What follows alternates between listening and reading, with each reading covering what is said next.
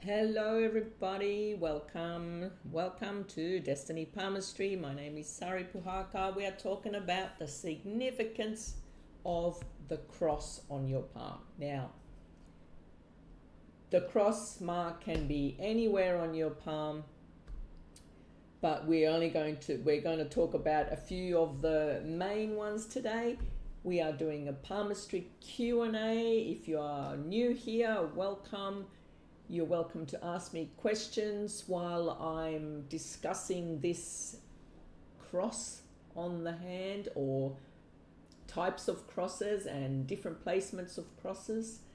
So I'm happy to answer your questions. It doesn't have to be about the cross. I'll answer your questions anyway. So thanks for joining me, and welcome to say hi. Don't be shy.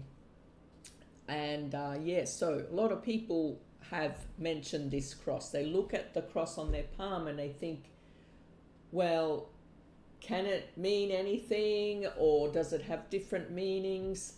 So there are some meanings that seem more real and others that seem a bit sort of unreal. So most of the time it's not about the same meaning for each cross on the hand. It's about where the cross is as to what it means.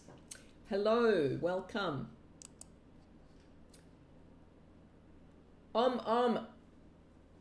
Hi, you're first time here. Thank you for joining. Yes, so we are going to talk about this cross. I'm going to try and hook up my drawing interacting pencil again as usual, and we are streaming to Facebook as well, so hopefully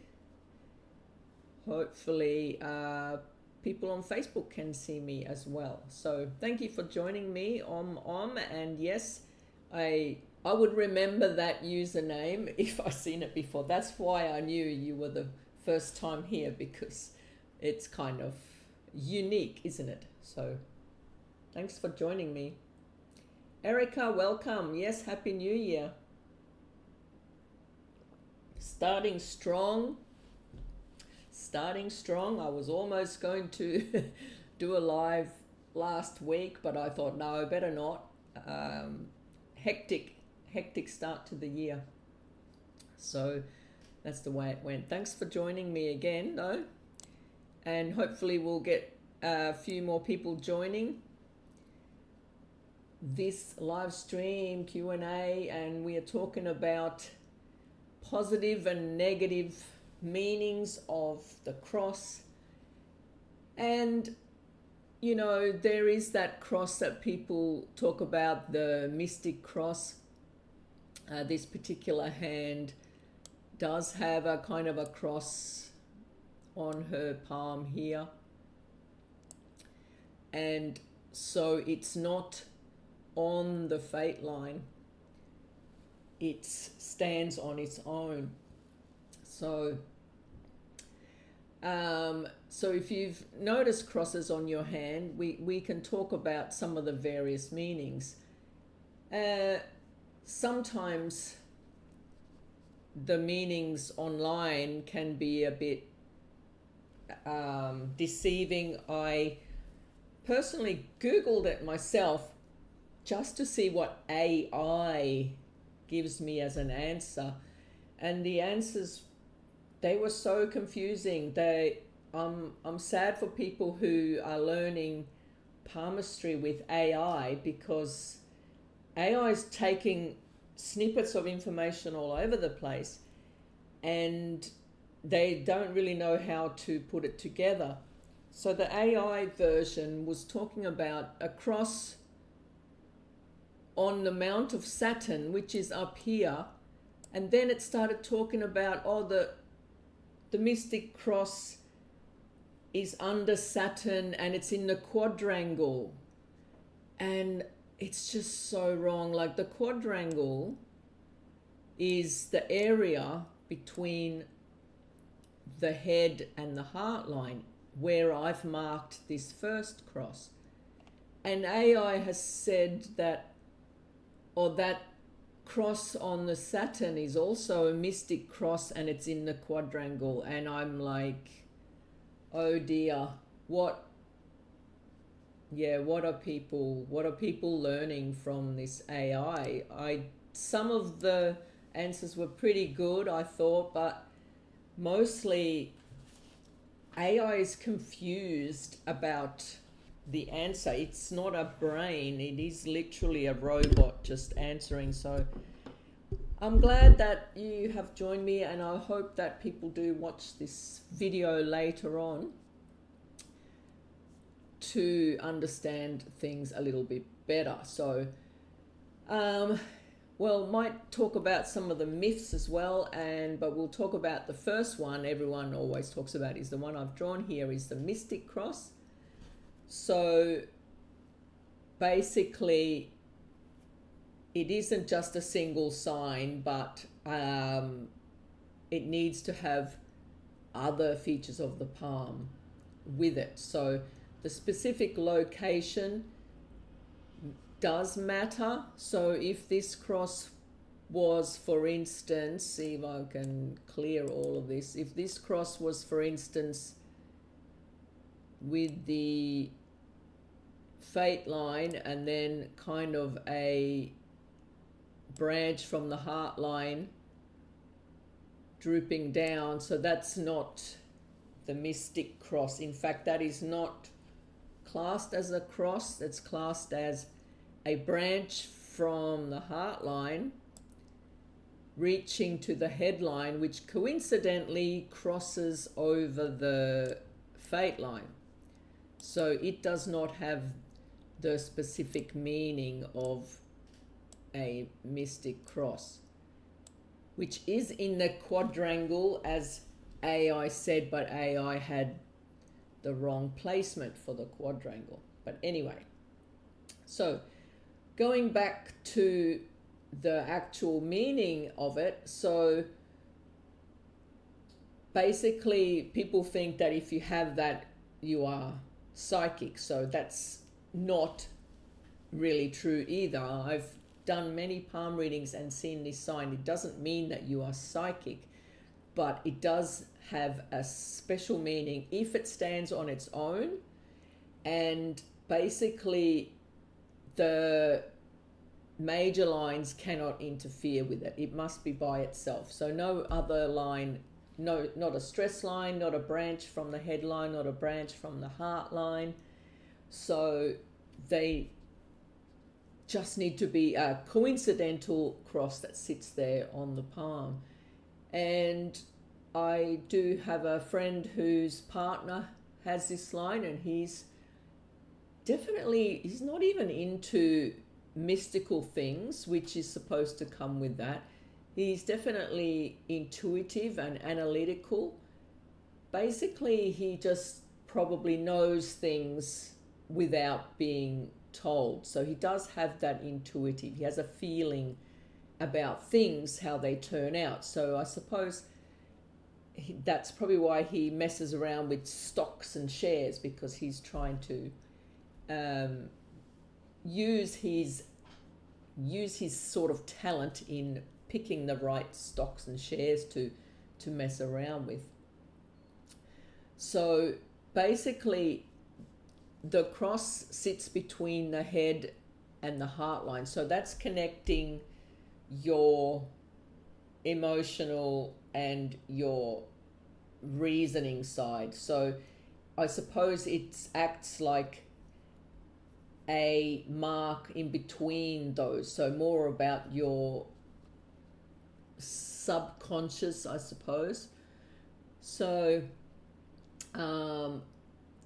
with the cross, it can be very fine. It might sometimes fade away and then sometimes come back as well. I've seen that happen.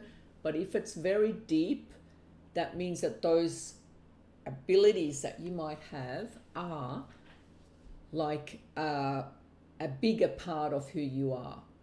So they help with that intuitive side. whether you are into anything to do with, mystical, metaphysical things or not. So whether you're left or right-handed, that doesn't matter. Some people say that the dominant hand shows your potential and your non-dominant shows the potential, and your dominant says what you're actively building in your life. But with the mystic cross, I don't think it matters which one it's on. It's just talking about your nature more than any future prediction or anything like that. So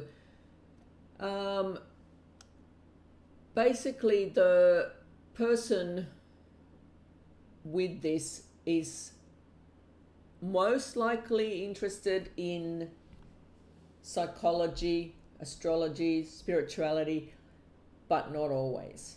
Like I said, it can just give that person those innate knowing and feeling of what they should do or where they should be, or basically listening to their own conscious. So if their conscious is nagging at them, they will probably be the ones to listen to their own conscious. And so fortunately, many people, they see this mark and they think, oh, I'm supposed to be psychic, but that's not it. No one is supposed to be psychic. You either sort of have the gift or you don't. If you think you do, you can work on those gifts. You can practice those gifts. You can learn to listen to your intuition. So that the mystic cross is not as mystical as it would seem. So the one that I drew before under the Saturn, that seems and kind of is like a mark of something challenging, because it is on the Saturn mount, and so in one way it's positive and in another way it's not. So people with a cross on the Saturn zone, they're often great with their intellectual projects and hands-on tasks. So like managers, there's certain seriousness about their nature, and so they're not usually satisfied with easy answers. They have this drive to dig a bit deeper into understanding how things work. So whether it's sort of scientific principles side of it, or researching complex subjects, and any kind of career can have this benefit of this cross on the Saturn. But for it to really benefit, it needs to have a strong Saturn qualities, like the middle finger needs to be quite strong. With that strong middle finger and this cross, the person was probably able to meet these challenges. There's going to be challenges because they put themselves in that position. Say, okay, here's a challenge for me, but that's because you're a manager, that's because you're the boss, you have these challenges. But the strong Saturn qualities helps that person see through all those challenges, get through the complex tasks and get through to the end. And they've got like that self-discipline, and that's because of the challenges they face. They've learnt to have that self-discipline, and they've learnt to get on with the task. So that, is a positive side to having a cross on the Saturn. Mind you, it too needs to be on its own, to stand on its own, not be really part of any other lines. But I think it's fairly rare to have a clean cross like that on the Saturn. On the Jupiter, that's probably more common. Just drawing that. Again, this spot can have many other lines that can interfere to make it look like a cross. So it shouldn't be a stress line that crosses with a, say, ambition line. So that would not make it the correct kind of a cross for this meaning that I'm talking about. So just drawing it on there. So under the index finger, that's, if you're unaware, it's called the mount of Jupiter. The index finger, we call that the Jupiter finger. It's where we look for ambition and leadership and growth, spirituality, your self-image, how you know, whether you have a strong ego, whether you have a purpose in life. So that's important to have a good mount of Jupiter when you have this cross on there. The strong mount meaning a well padded mount. That means that the cross is a positive mark. So it is supposed to be a very fortunate sign. One of the best locations for a cross to appear, so some say, I'm yet to 100% confirm it, because people I've seen with this cross, it has stayed around for a while and then it has disappeared. So these crosses, if they're not very deep, they can come and go. And I've got an interesting one to show you soon, but I'll just finish talking about this Jupiter one first, because that's for someone to have this. Like I said, a well-developed mount suggests that you are naturally easygoing, your understanding of other people, you got a great eye for spotting talent in other people. You might even be a natural leader, but not like the bossy type of leader, unless you've got, say, a very rigid thumb with a big bulbous thumb and a really big index finger. So if there's anything overly exaggerated on the hand, then that leadership kind of leader, it will turn into the bossy type. But usually with the cross, it's not the bossy type of person.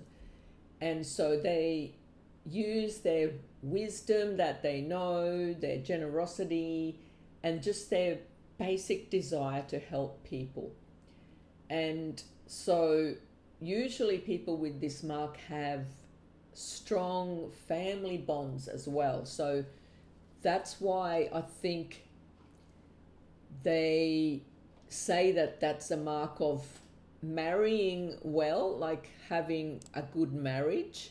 So that comes with the meaning of having a powerful support network. So that support network would be from a supportive partner. Erica says, very nice explanation of the well-developed mount of Jupiter. Oh, thank you so much. Yeah. Thank you very much. Yeah, so with this cross, there are other signs that will make it even better. So someone who might have a lot of success in their life as a lawyer or a politician or some respected leader in their community might also have the fate line curve towards it, kind of. Or there might be a branch coming off the fate line that curves towards that finger, and that's giving it even more meaning, sort of, for people that maybe are managing other people, or someone who is in a position of some kind of an honor, not for ego reasons, but just for being a person who actually cares about other people. So definitely better if their fate line leans towards that area. So not many negative things to say about the Jupiter cross, except if the mount is flat, if the thumb is weak, if there's a lack of fate line altogether, if there's any other strange or overdeveloped areas of the hand that doesn't look in balance. So we just look for balance over the whole hand.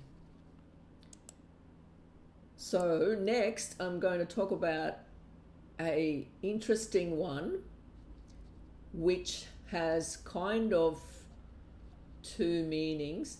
The Apollo cross. The Apollo is the mount under the ring finger. However, most of the time, like in this case, the mount is shifted. You can see she has the Apollo line here, but the mount is actually in between the middle finger and the ring finger. And that's very common when someone has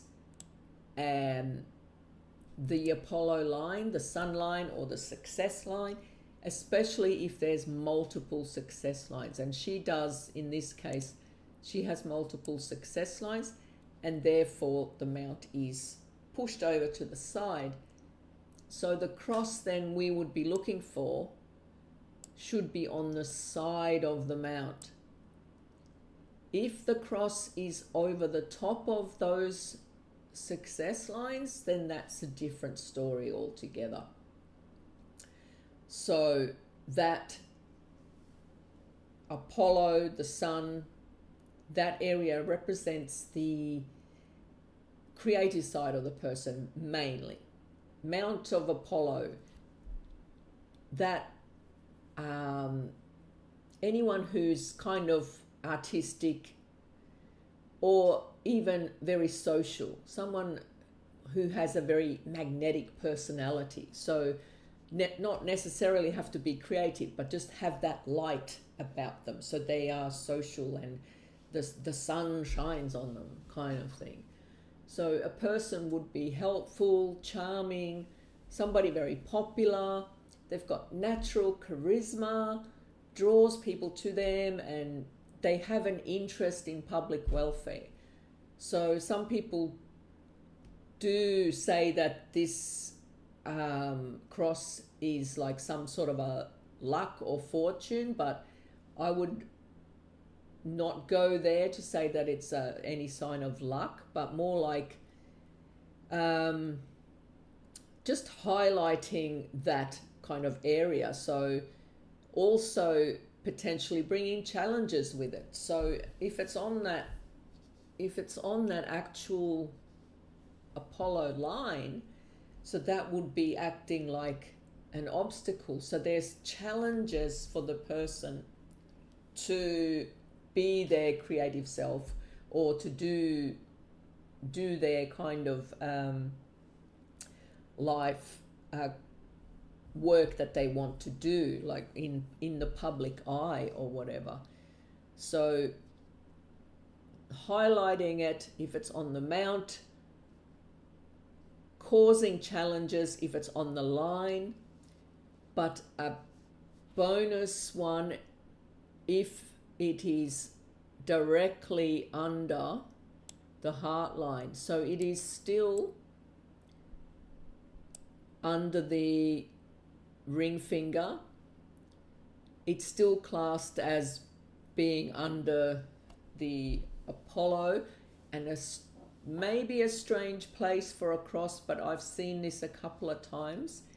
And so that particular cross to me is the best cross to have, because it can represent luck in housing. regarding purchasing a house or just luck in getting a good home. I've seen it so many times. It is a cross that comes and goes. So a person was about to buy a house. They asked me if they were getting the house. I saw they had a very fine cross, and I don't mean a deep cross. It was fine, like one of the minor lines. And I said, yes, I think so. Looks like you're going to have luck with your housing. And they got the house. And then another person who had that cross, I asked them, how's their housing situation? Because you have this cross here that represents luck with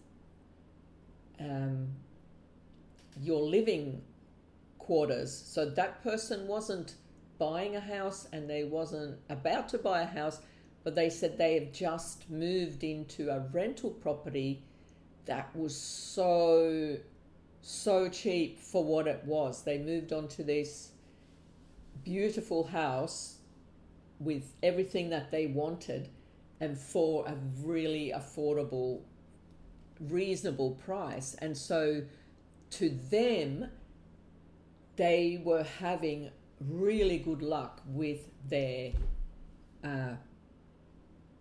property housing. So a very interesting mark, and I'd like other people to keep an eye on this mark. It is usually a very fine cross, and just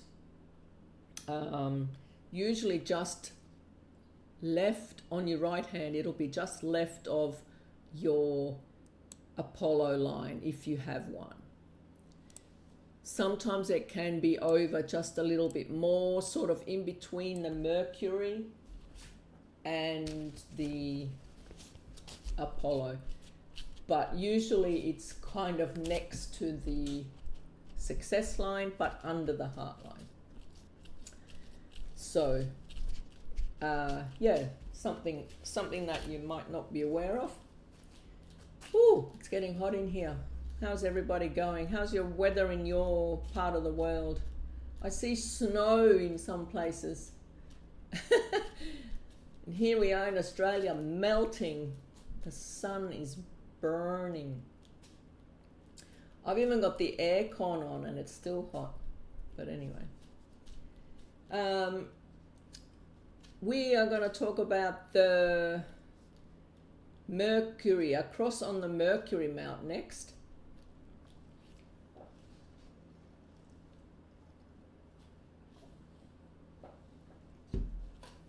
Whew. Erica, you had a lot of rain. Oh, it's lovely. Okay. Yes, yeah, so you have winter and we're in the middle of summer. Completely opposite. Whew. I'm looking out the window and there is black, nearly black clouds outside of that window. And the other window, I have pretty much blue sky, the sun beaming down, and it looks like a storm coming. It's just crazy weather. They say Queensland, beautiful one day, perfect the next, but I don't know. We'll see. Anyway, you like my fan? Pretty nice, isn't it? I bought that $12. $12. All right. That's a little break. Let's go back to the cross. Oh, so you had a mild winter. You missed the storms in Brisbane. Oh, that's right. That's right. You did come here. Yeah. What is with the storms in Brisbane? Yeah, this fan was... I went to the Supernova, which is like the US Comic-Con. So we have one here called the Supernova. We do have a Comic-Con here too on the Gold Coast, which I want to go to. Went to the Supernova and I had to buy this there because it was so hot in there with, I don't know, there must have been like 100,000 people. It was packed. It was indoors. So yeah. You don't have storms like that? Oh, you don't have storms? Well, you probably just get a little bit of rain. But yeah, we have quite a few storms. Haven't had any real bad ones, thankfully. Thankfully for that. Anyway, going back to this cross on Mercury. Here we go. This person does have a well-developed Mercury mount. Mercury under the pinky, what we talk about, is not always that well developed on the person. And so this particular one would highlight that mount if it's just sitting there on its own. So that, because the Mercury, it's about communication, it's about your business skills, about science, it's about your learning and all those kind of things. So a cross would highlight it, someone who's sharp, someone with a strategic mind and maybe a gift for communication. And although that communication can sort of go two ways, they might be a master of their language, they know what to say, they know how to get their point across, so they can negotiate very well and make a really good business kind of people. But on a negative point, that can point to someone being a manipulative, someone who can be a bit dishonest, someone who can use their words so well that they can manipulate someone. So there can be a sign for someone who can build up on that positivity, or someone who can abuse that positivity. So careers for this kind of cross would be tied to someone who's using the power of their words and intellect. So like a successful writer, a journalist, a media figure, someone in business, marketing, and especially sales. I knew a Avon sales representative in my local area a few years ago, and she had a huge Mercury mount with a cross on it. And I thought, well, maybe she's really good at selling her Avon products, but maybe she's also good at the gift of the gab as well. So maybe she talked people into buying her products. Not saying she was dishonest about it, but she was just really good at it. So so that was all. I was only going to talk about those top crosses. I've talked about the Saturn cross, and I've talked about the Jupiter cross, the Apollo cross, and Mercury cross. So that was the only crosses that I was going to discuss today, except maybe just say that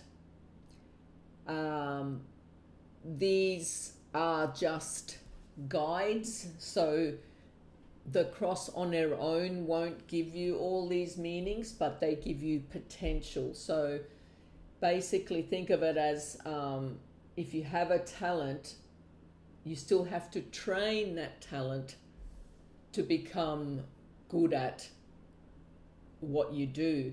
So for instance, if you have strong intuitive skills, unless you work on them, they're not going to be any use to you. So somebody even who's an athlete, who's got talented at running, unless they train, they're not going to become, a successful runner, so to speak. So basically all of these signs will depend on the person following through with what they believe their talent is, and maybe not ignoring it. So I hope that's hope that's been good information for you. And if you got any questions, I'd love to answer your questions. If you have questions about anything else, don't forget members can request certain videos. You can request certain subjects that we can talk about on this live stream. I'm happy to talk about unusual things that we often talk about. It's fun when I'm given a task, I suppose. Give me a task and I'll go and do it. But yeah, other than that, that's all I have to say today. So you have, oh, Erica says sometimes snowstorms. Oh, nothing like Brisbane. Yeah, no. I think north of us in Brisbane, like Townsville and Cairns, like North Queensland, that they're worse. They have cyclonic weather all the time, so they're even worse than Brisbane. Erica was wondering, what is the meaning of a lifeline that's chained at the beginning and at the end? Well, being chained at the beginning marks usually the childhood. So the person is learning. They're not already on a clean path on their life. They might be at school studying. They're studying math. They're studying art. They're studying English. They're doing everything because they're learning. So that's why the start is messy, because there's so much coming into the brain. All this information is coming in. So all those lines are the many things that we absorb as we mature. And so they tend to fade away. Usually by the time there's a ambition line that marks the completion of a study, completion of, you finally finished uni, finally finished, college or wherever. So then the line gets smooth because you finally find your smooth path. Now towards the end, what happens is the person's finished their career, they've finished having children, their children are grown up, their children are left, and then suddenly they're potentially either retired, so they could be traveling, they could be moving back and forth, looking after their grandchildren, they could have multiple social clubs that they go to. It's like reverse timing. It's like as you get older, you get young again, because suddenly you're free again. You're no longer sticking to the same path. So you're potentially, many people travel in their retired years. So there'll be travel lines. There'll be sometimes there's health obstacles. So there might be obstacles that are preventing them from doing everything that they want to do. So it's just a lot going on in the person's life. So if the line is very smooth all the way to the bottom, then that would just represent that they have a certain path and they stick to it, and they're not doing much else. And often there's like a double lifeline at the end, and that usually means that the person has the grandchildren, or they have two homes. I know many people who have the home that they live in, and then they have a rental house, or they have a holiday house. So then they have two places where they live in. But with the the many lines like some people have towards the end, they often represent, in a positive way, they represent travel and having freedom just to do many things that maybe you couldn't do before. But if it's negative, and it would be negative if there are other negative signs on the hand, if there's weakness and tiredness, then that can represent losing energy, that tiredness, that lethargic feelings. So the person is old and tired and they just don't have the energy for anything. So that can more look like tassels when that happens. So that would be, I suppose, sort of more like splitting. Hang on, now I lost my paper there. So more like splitting energy towards the end. That's like very tassel, very fine. So that's like dissipating energy. So it does depend what kind of messy or chained it is. So a normal chained line is sort of not islands, but if they are islands, like a proper chain, then that could probably represent poor health or many uncertain times, just having a difficult time. But if they're not islands, if they are just sort of lines leaving the lifeline, then that would potentially represent the travel and just being very busy. Sometimes there's the lifeline, and then like on this hand, there's many lines on the bottom of the mount. And that is supposed to represent all your family that support you in your later years. So potentially your children. So that can represent your children lines, or your best friends. It can be your best friends, your family, your children, your community, everybody that support you in your later years in whatever way. So whether it's support you because you need it, or support you because you are doing fantastic things and they support you. So yeah, so many different meanings. So you saying that it's a chain, but it's tight and small links. Yeah, tight and small links I would say that would be potentially just hanging on to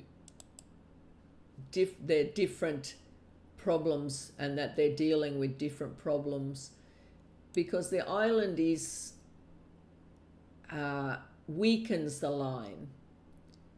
So if the chain is tiny little islands, then there's probably bouts of different issues that get resolved, and then another issue, then that gets resolved. But either way, the energy is weakened by that chaining because of the lack of smooth flow of the line. So whether the person has their mental side clear, so you look at the headline, how clear is the headline,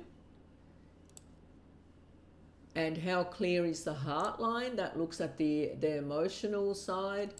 So you have to look at the fate line. What is the fate line doing towards the end? Is there multiple lines at the top of the palm, or are they missing altogether? So, okay, so they're like triangle Yeah, that makes sense. It's like the most people have a chained line on their thumb here, and usually that chain is like a triangle kind of a chaining. Yeah. But it's something that can change as well. It could be representing the current situation. If they are going through some kind of a health problem now, that could be representing the current. So that means that can still change. Those lines can change. If they represent health, they can definitely come and go. But usually the ones at the start, they kind of stay that way. They rarely change. If your line is chained up here, it's probably always been like that. But the one down the bottom, depending on how deeply etched it is, so it can change. That's okay. You are so welcome. And yeah, so most common down the bottom is to have an island, because people go through change. Many people change, women change with menopause, and the men change as well with their, they potentially have their hormone changes as well. So that can represent those. And sometimes people just not doing what they always done and just start doing different things, multiple things. So it can mean that too. But anyway, how are we going? We've got a couple of viewers hanging in there. Hope this was an interesting one for you. But I'm going to leave it at that for today. I've got a few things to get done, but thanks for joining me, and I hope that you join me again next Tuesday or Monday night for you. And I'll make sure that I put the notification up a few days before. Erica says, was looking at your articles and you mentioned nail chewing in one, but I couldn't find information. Oh, nail chewing. Yeah, because I do have articles on nails. So sometimes the nails are small because the person has always chewed their nails. So nail chewing comes down to the personality. Well, most of the time it's not, like, it seems like it's about, oh, they're nervous. It's not really about being nervous. It's more about it's like an obsession. But I think nail biters don't have enough to do. Like, I was a nail biter as a kid, and only time my hand went in my mouth is if I wasn't busy doing something. So it's kind of an ADD thing. You have to have something to do, keep your hands busy. My mum used to get us knitting and crocheting. We learnt that even before school. I knew how to knit and crochet. So keep the hands busy. You have to be busy because your mind is busy. So when you're chewing your nails, your mind's gone to gaga mode. It's like, okay, maybe you don't like the feel of the nail. There's many excuses for it, but if you find out what you are passionate about and just go ahead and do those things, like going to keep busy, keep your hands busy. You don't have time to chew your nails. And so the longer you chew the nails, the smaller the nail gets. And then they have in palmistry, they say, oh, if you have small nails, it means that you're a very judgy person, very, you have poor health and you have like all these different things. Sometimes that can be true if you're born with the small nail, but if you caused your own small nail, then it is basically just your own obsession. So you have to find something else to obsess over. So I don't chew my nails anymore. I think I stopped chewing them when I finished high school maybe, but I always have a nail file handy. If I feel a little snag, I'll just go and get a nail file. I was like, okay, like get rid of that and just file it instead of chewing it off. But anyway, so what do you think of that? Is that the kind of information you were looking for? I'm not sure. Not sure what you specifically were curious about the nail chewing, but that's my thoughts on it.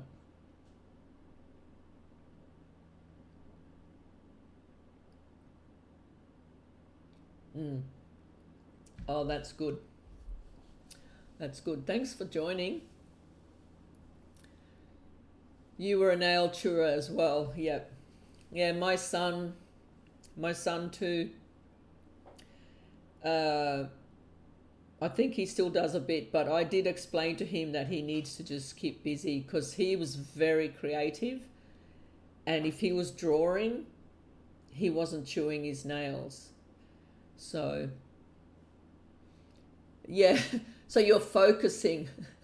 Well, it could be worse. You could be eating and just watching and eating and eating and eating. So keeping your hands busy. You know what? I used to watch TV and knit, because once you learn to knit or crochet, you don't really need to look at your work much. You can look up, you can look down, and you can watch TV and crochet away, watch YouTube and keep your hands busy. So I think that was my mum's way of stopping me from chewing my nails, is just keep them hands going all the time, doing other things. Busy hands, busy minds. And so boredom is I suppose another excuse for chewing the nails. So somebody said that the people who chew their nails are way more intelligent than they give themselves credit for, that they should be out there using their brain more and using their hands more. So there you go. Boredom's been a huge part of my life, yeah. So I have to find so many hobbies that you'll never have time to be bored. But yeah, I think intelligence has a lot to do with it. But if you are really intelligent, not to chew your nails. But hey, as long as you don't chew them completely, it can't hurt. Anyway, all right, that's it. We shall shut this thing down, and thanks again, and we will see you next week. I'll put my notification up. In the meantime, if you want to let me know what you would like to talk about in the next live stream, I'm happy to put something together and hopefully have a nice interesting sesh next time again. So thank you. I will shut this down. You have a great week too, Erica. Thanks for being there, and thank you for if you're still here. Thanks for joining. Thanks Connie Harris for following me, and Candy Bacon, Hilda Mayer, John Adrian, Aisha Ahmad, Wendy Kay, Kipa Ashok. Some of these names I can't pronounce. Hemant C, Blanca Arbona, Kutwano White, thank you all those people for following me. Emmy Kendall, Jay West, Simon KH, Tracy Thompson, Love Katie, Abhishek Bartwak. Appreciate you all for being there. So thank you. Bye.